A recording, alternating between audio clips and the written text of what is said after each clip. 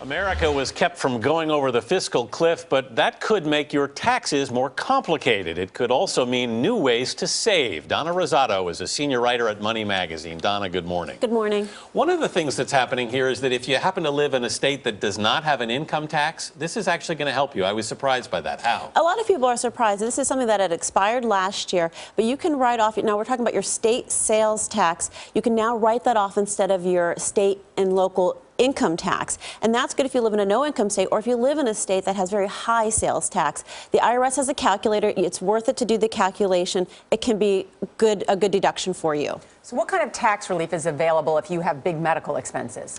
It's a very high bar to clear, but if you have medical expenses that total more than 7.5% of your income, you can write that off. And you can write off things such as any improvements to your home, like if you had to install a therapeutic bath or bars in your bathroom. But next year that goes up to 10%. So if you have a couple of medical procedures, you might want to group them together in 1 year.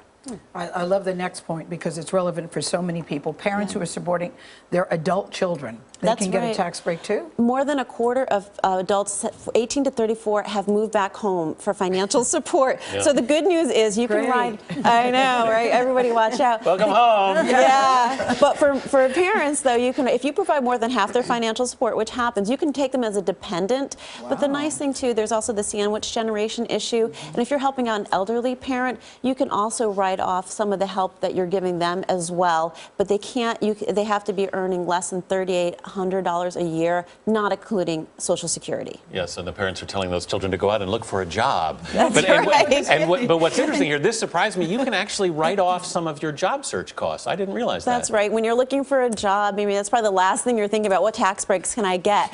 But you can write off things like resume writing services, career coaching. Now it has to exceed 2% of your, it has to equal at least 2% of your income, but you can write that off. And if you're forced to move for a new job, which we're seeing more and more people do, your moving expenses can be written off as well.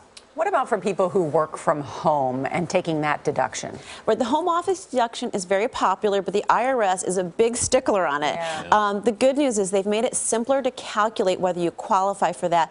Before, you had to do a ratio of your home office base to the size of your home.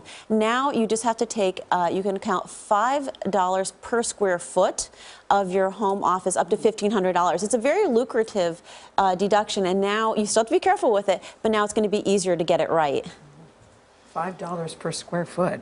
Wow. Right, up to $1,500. Okay. So, but then, you know, your home office cannot be the playroom where your kids hang out or where you have your big screen TV. So you have to be careful with that. Okay. All right, Donna Rosato, good information. Thank you very much. Thank you.